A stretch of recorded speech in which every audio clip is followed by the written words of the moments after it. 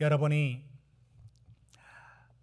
어떤 텃밭을 이렇게 작게 분양을 받아 그곳에 이제 시험 삼아 농사를 지었어요. 몇 년은 별로 못 지었는데 어느 해는 농사를 잘 지어 고추를 심었는데 너무 잘 되었던 겁니다. 근데 우리만 먹기엔 너무 많아서 그걸 이제 태양볕에 이렇게 말려서 태양초로 이렇게 마련했습니다. 그래서 이걸 아는 사람한테 팔아야 되겠다 하면서 저렴하게 팔아야 되겠다 생각하고 한 10건을 15만 원에 가져가라고 이제 아는 분을 불렀어요. 그러니까 자기가 사겠다는 겁니다. 그래서 15만 원 가져가라 하니까 가져가겠대요. 그런데 돈을 안 주는 거예요. 그래서 빨리 돈을 주고 가져가면 되는데 왜 그럴까 하니까 10,000원을 깎아달라는 겁니다. 그래서 아이고 이걸 또 뭘 깎느냐라는 마음이 들었지만 그래 그럼 10,000원 깎아주지 하고 깎아줬어요. 그럼 13만 원에 가져가라 하니까 이것도 산 거 아니냐라고 하니까 고추를 이렇게 만지락거리면서 이 빛깔이 좀 그렇다 하면서 흠을 잡는 겁니다. 그러면서 10,000원 더 깎아달라 했습니다. 13만 원에 달라는 겁니다.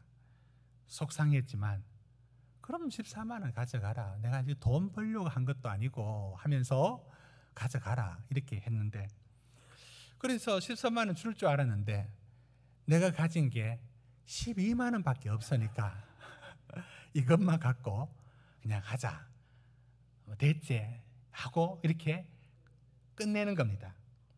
여러분이면 이거 팔겠어요? 이런 진상이 어딨나요? 이게 도대체 내가 이거 팔려고 한 것도 아닌데 이런 마음이 들지 않겠습니까? 3번 깎으면 안 팝니다. 그런데 오늘 우리가 읽었던 이야기 속에 3번이 아니에요. 몇 번을 깎느냐? 6번을 깎는 사람이 나옵니다. 여러분은 이 이야기를 어떻게 읽고 있습니까? 오늘 바로 소돔 땅, 고모라 땅 이 도시가 타락하였고 하나님의 심판을 내리겠다. 여러분 20절 한번 보십시오. 죄악이 심히 무거우니 이제 하나님은 그 땅을 심판하시겠다고 결정하셨습니다. 그런데 그 결정에 대하여 아브라함이 어떻게 나가느냐면 이렇게 말합니다. 하나님, 여러분 24절 한번 보십시오. 24절 25절인데 의인 50이 만약에 그 도시에 있으면 하나님 이거 그래도 심판하시겠습니까? 라고 했습니다. 하나님 말씀합니다. 그래 의인 50인 있으면 내가 심판을 보류하겠다. 용서해 주겠다. 라고 했습니다. 그러자 그러면 그렇게 하든지 근데 아브라함이 뭐라고 얘기하느냐면 여러분 28절 한번 보십시오. 28절에 하나님 그 중에 딱 5명이 부족한데 그러면 어떻게 하겠습니까? 5명 때문에 그냥 심판하시겠습니까? 그러자 하나님이 28절 끝에 보십시오. 45명도 된다. 그렇게 했습니다. 이러면 끝나야죠. 안 끝납니다. 29절 가보십시오. 하나님 저기 40명은 안 됩니까? 하나님 좋다. 30절 30명은 안 됩니까? 이건 뭐하지 이거 지금? 하나님 그래도 좋다. 30명도 내가 있으면 멸하지 않겠다.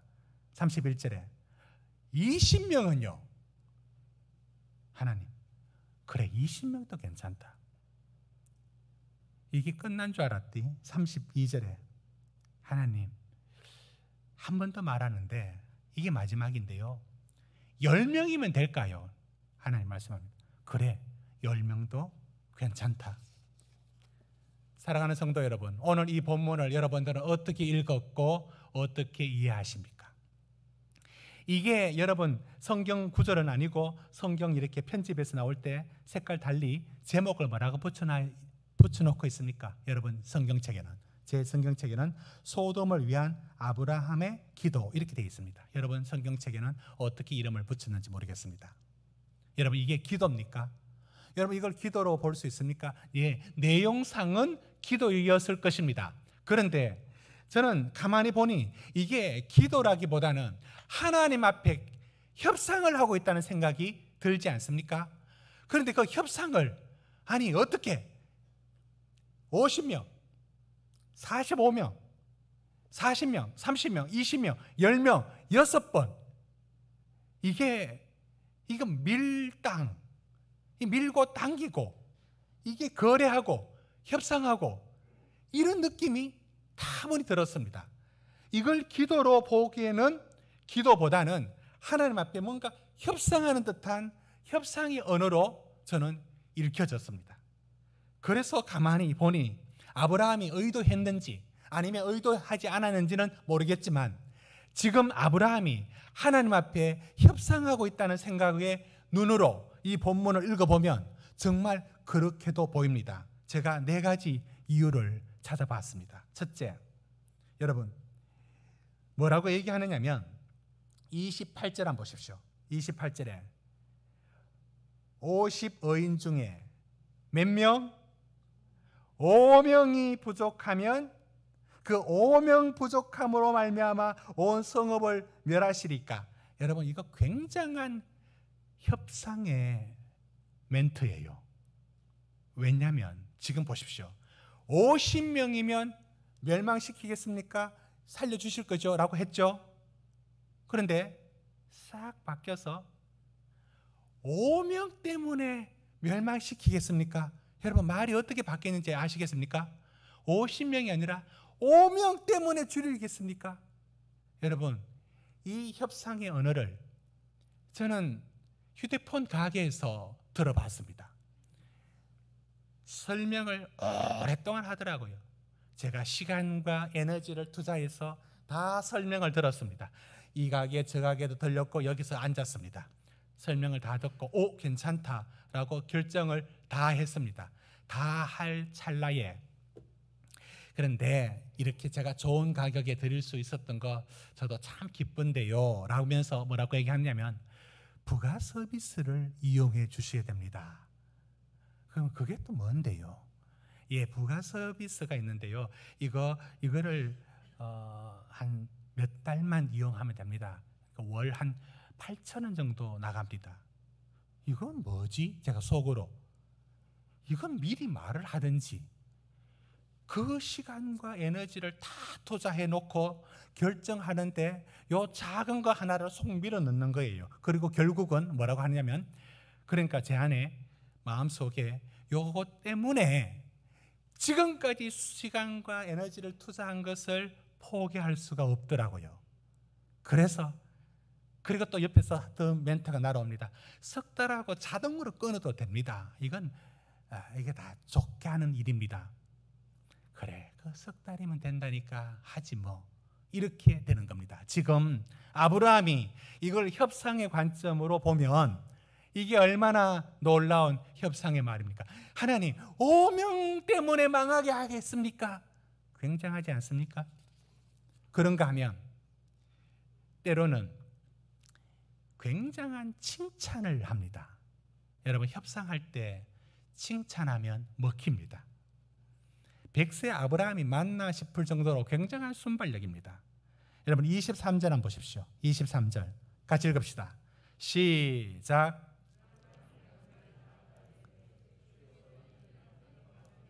멸하시리까. 자, 25절 제가 읽습니다. 주께서 이같이 하사 의인을 악인과 함께 죽이시면 부당하오며 의인과 악인을 같이 하심도 부당하니이다. 세상을 심판하시는 이가 정의를 행하실 것이 아니니까. 여러분 이게 뭐냐면 하나님 칭찬하는 거예요. 하나님은 정의와 공의의 하나님이십니다. 그래서 내가 하나님을 믿지 않습니까? 하나님 어떤 분입니까? 어떻게 의인을 악인 심판하는데 거기다가 그 죽게 만든 그런 하나님은 아니지 않습니까? 하나님은 얼마나 공의로우신데요. 내가 그러니까 하나님 좋아하죠 라는 칭찬이 들어있습니다. 여러분, 칭찬이 때로는 명령이에요. 그 칭찬을 들은 당신은 이렇게 칭찬받는 일을 하도록 하는, 그래서 칭찬은 고래도 춤춘다 해서 어른들이 칭찬하지만 그걸 듣고 있는 젊은 사람들은 강력한 명령으로 들리는 겁니다. 지금 아브라함이 하나님을 칭찬하는데 명령하고 하나님 꼼짝달싹 못하도록 칭찬해서 그렇게 묻고 있습니다. 여러분, 그렇게 보여지지 않습니까? 저는 옷 매장을 가면 매번 이제 다짐을 하죠. 혼자 가자. 같이 가서는 뭐가 안 맞아요. 이렇게 물건을 사려다가 만지면 사야지. 만지고 입고 걸어두고 나오는 사람이 있어요. 저는 그렇게 못하겠는데 그런 배짱을 가진 사람이 많아요. 멀리 있는 사람도 아닌데.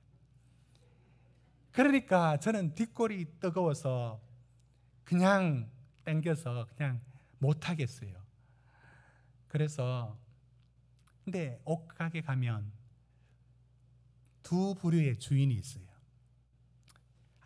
제가 체중이 좀 나갈 때, 배둘레도 있고 이럴 때 안 그래도 그게 신경이 쓰여서 옷을 사려고 하는데 어떤 분은 좀 허리도 좀 있고 체중도 좀 나가시네요 이렇게 말을 해요. 여러분, 속으로 기분이 좋아요 안 좋아요? 좋다고요? 안 좋아요. 이런 미련한 사람 있나? 이러니까 장사를 하겠어요? 똑같은데 뭐라고 얘기하느냐면, 그건 그렇게 그 말 들으면 확인 사살 당하는 것 같아요. 그렇게 말하지 않고 지혜롭게 말하는 사람은 어떻게 말을 하느냐면,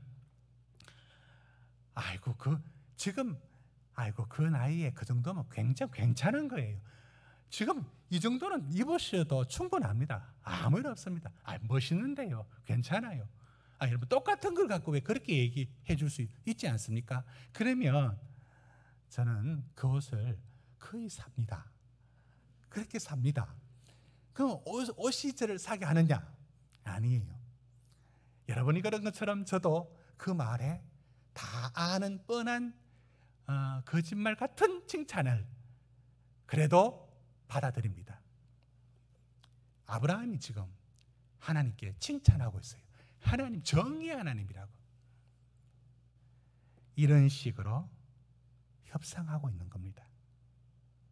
그런가 하면 아브라함이 또 어떻게 하느냐면, 때로는 상대가 너무 완벽하고 너무 대단하면 똑같이 이기려고 하면 못 이깁니다. 때로는 자기를 확 낮추어서 이렇게 그 크신 분 앞에 맞짱 떠서 이기려고 들지 말고 확 낮추되 할 말은 다 하는 스타일이 있습니다. 이것도 협상의 좋은 기술이에요. 협상의 좋은 기술을 어떻게 사용하는가 한번 보십시오. 이렇게 말합니다. 여러분, 27절 한번 보십시오. 27절은 제가 말씀드렸고 뭐라고 얘기하느냐면은 이렇게 얘기합니다. 27절 우리 같이 읽어봅시다. 시작. 아브라함이 대답하기를 했을 때 나는 티끌 재와 싸우니 감히 죽게 아뢰리이다. 자기를 티끌과 재와 같대요. 하나님, 제 하나님 앞에 진짜 아무것도 아닌 인간입니다. 저를 상대하시겠다고요? 저는 상대할 거리도 안 됩니다. 하나님, 그러면서 자기를 확 낮춰요. 왜 낮출까? 다 이유가 있지. 낮추면 통하는 게 있어요. 이것도 협상의 원리였습니다. 여러분, 이것도 먹힌다니까요. 제가 한 번은 구로역 역 광장으로 지나가게 되었어요. 그런데 거기에 한 아주머니가 와서 우리 동네에 짓고 있는 이 오피스텔 이걸 모델하우스 분양하는데 가서 설명회를 들어주면 이 선물을 주겠다는 거예요. 그래서 제가 그거 우리 마을에 짓는 건데 제 잘 알고 있고요.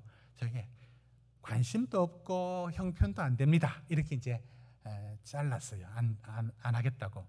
그런데 어떻게 나오느냐면 아이고 아저씨 나 좀 살려줘요 그런 거예요. 갑자기 왜 살려달라는 얘기를 합니까? 뭐라고 하냐면 지금 내가 알바를 하는데 지금 몇 사람이라도 하루에 몇 명을 지금 저쪽으로 설명회 하는 대로 보내야 내가 안 잘리는데 오늘 한 건도 못했는데 잘릴 판이라는 거예요. 그러니까 나 좀 이 더위에 나 좀 살려주는 마음으로 좀 가달라는 겁니다.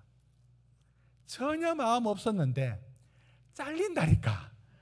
그게 또 미안하더라고요. 또 그것도 안 가겠다. 그래서 들어갔다니까요. 가서 설명 그거 들어가긴 쉽은데 나오는 게 쉽지 않더니만요. 꼭 참고 그냥 나왔습니다. 그래서 들어줬어요. 때로는 바짝 낮추면 통합니다. 저는 지금 아브라함이 하는 말들 속에 상당히 협상의 원칙과 원리가 의식적, 무의식적으로 작동하고 있다는 걸 느낍니다. 마지막으로 아브라함이 왜 이걸 기도의 본문으로 읽을 수는 있습니다.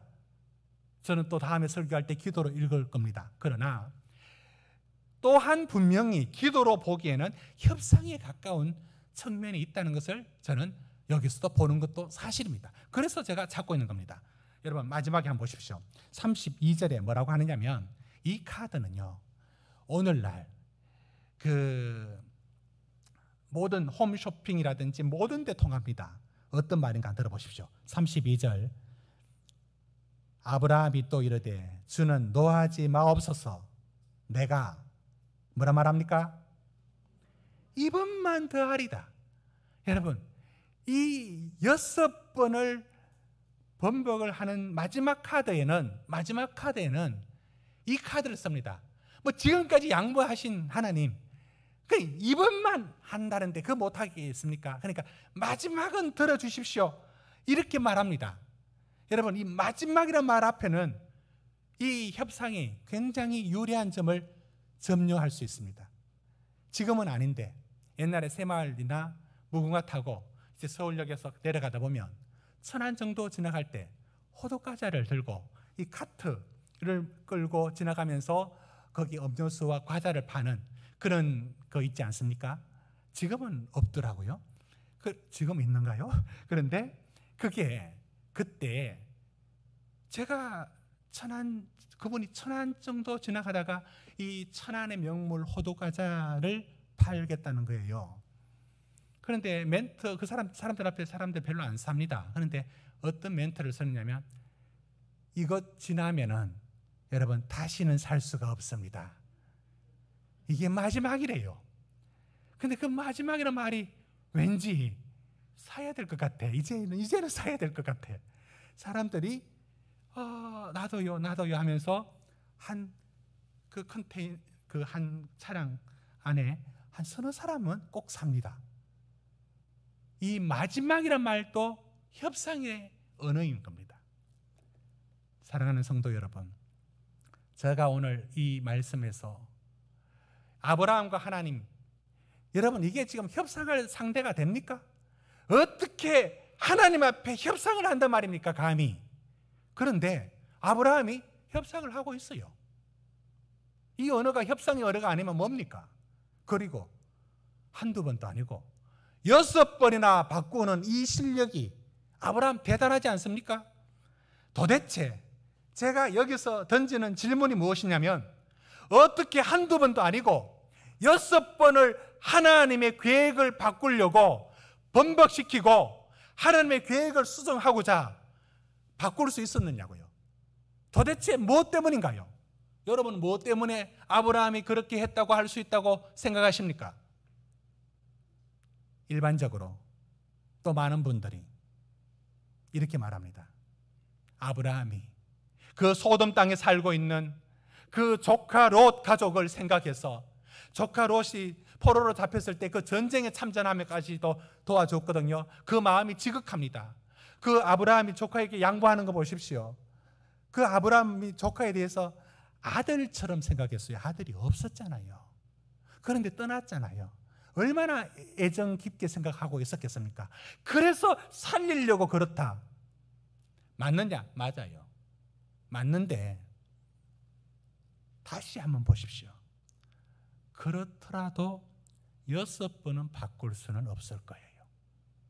6번을 바꿨다는 것은 그 조카 롯이 불쌍해서 살려야 되겠다는 그 마음으로만 아니에요. 그러면 어떤 마음에서 아브라함이 어떤 마음에서 6번을 하나님 앞에 구할 수 있었을까요? 그렇게 협상할 수 있었던 근거가 어디 있었느냐고요. 그걸 찾아야 됩니다. 물론 조카 롯에 대한 그 소돔 땅에서 살려야 되겠다는 그 마음이 없지 않고 분명히 작용했다고 봅니다. 그러나 그게 전부가 아닙니다.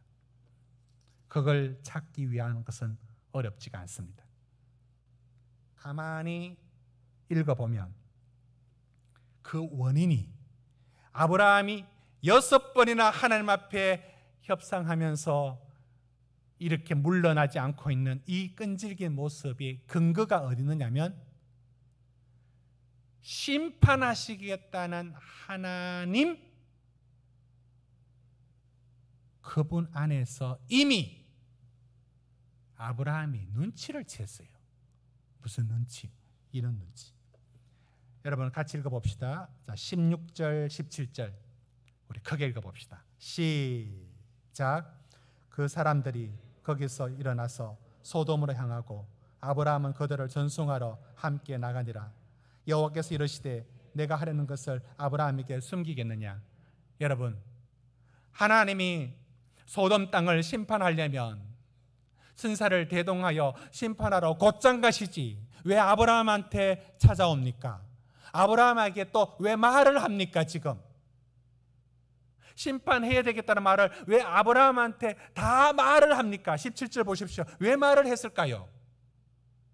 여러분, 아브라함이 믿음이 있는지 없는지 이 세월을 살아오면서 영적인 감각이 들어왔어요. 심판하겠다 소돔 땅을 라는 하나님이 그 말씀하시는 그 말씀에서 심판하지 않고 저 타락한 도시도 구원해야겠다는 하나님의 마음이 아브라함한테 들킨 거예요. 여러분은 어떻게 보십니까?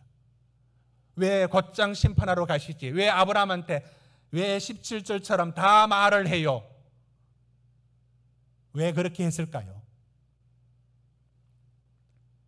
아브라함이 6번이나 이렇게 딜을 할 수 있었던 근거는 하나님 당신 안에 있어요. 하나님은 소돔 땅, 고모라 땅 두 발 없이 심판해야 될 그 나라조차도, 그 도시조차도 또 용서할 이유를, 또 살려줄 근거를 찾으시는 하나님의 그 마음을 아브라함이 눈치를 챈 거예요. 그래서 아브라함은 하나님의 마음에 지금 호소하고 있는 거예요. 여러분, 이 말씀이 약간 혼란이 오십니까? 하나님은 심판하시겠다는 거로만 보여집니까? 그리고 아브라함은 이것을 말리는 사람으로 보여집니까? 그렇게 보여집니까? 아니에요. 아브라함이 그렇게 6번을 딜을 할 수 있었던 근거는 다른 데 있지 않고 하나님 당신의 마음을 보여주신 거예요. 그리고 지금 그걸 근거로 아브라함이 6번을 요구하고 있습니다. 그런데 그 하나님이 아브라함을 왜 이 자리에 이렇게 부르셨는지에 대해서 그것도 말씀을 해주고 있습니다. 여러분, 그러니까 두 번째 근거는 뭐냐면 하나님이 아브라함을 왜 불렀느냐고요. 왜 부르셨냐고요. 여러분 기억하십니까? 12장 2절 3절. 창세기니까요. 우리 찾아서 읽읍시다. 12장 2절 3절 분명히 기억해야 합니다. 자, 12장 2절 3절. 왜 하나님 아브라함을 부르셨는가? 시작. 내가 너로 큰 민족을 이루고 내게 복을 주어 내 이름을 창대하게 하리니 너는 복이 될지라. 너를 축복하는 자에게는 내가 복을 내리고 너를 저주하는 자에게는 내가 저주하리니 땅의 모든 족속이 너로 말미암아 복을 얻을 것이니라. 하나님은 아브라함을 복이 되도록, 너를 통해서 다른 사람이 복을 받도록, 너를 통해서 다른 사람이 구원을 얻도록, 너를 통해서 다른 사람이 하나님을 알도록, 이게 아브라함의 부름입니다. 오늘 본문 돌아옵시다. 18장 18절 보십시오. 뭐라고 얘기하는가? 지금 그 말씀을 그대로 얘기합니다. 18장 18절 같이 읽읍시다. 시작. 아브라함은 강대한 나라가 되고 천하 만민은 그로 말미암아. 여러분, 이 말씀을 하나님이 아브라함에게 다시 일러주는 겁니다. 맞죠? 다시 말해줍니다. 여러분, 지금 하나님이 아브라함한테 뭐라고 말씀해주고 있느냐면, 너를 통해서 모든 열방이 복을 받는다. 그리고 뭐라고 얘기하냐면, 내가 소돔 땅을 멸망시키겠다는 거예요. 여러분, 이거 지금 뭐라고 하는 얘기입니까? 결국은 이게 논리적으로는 되지 않죠. 그런데 이렇게 되는 겁니다. 아브라함이 소돔 땅을 위하여 그 소돔 땅마저도 너를 통해서 복을 받는다. 그게 뭡니까? 그 땅 위에서 네가 눈물을 흘려야 되고 네가 기도해야 되고 너를 통해서 그 사람들까지도 복을 받아야 된다. 그걸 왜 다시 말해줍니까? 지금 아브라함은 100세예요. 믿음이 있는지 없는지를 왔다 갔다 했지만 그도 이제 하나님이 어떤 분인가를 인지하기 시작했습니다.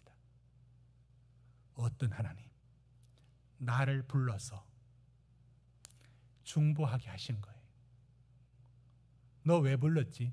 내가 너를 왜 불렀는데? 다시 일러주는 겁니다.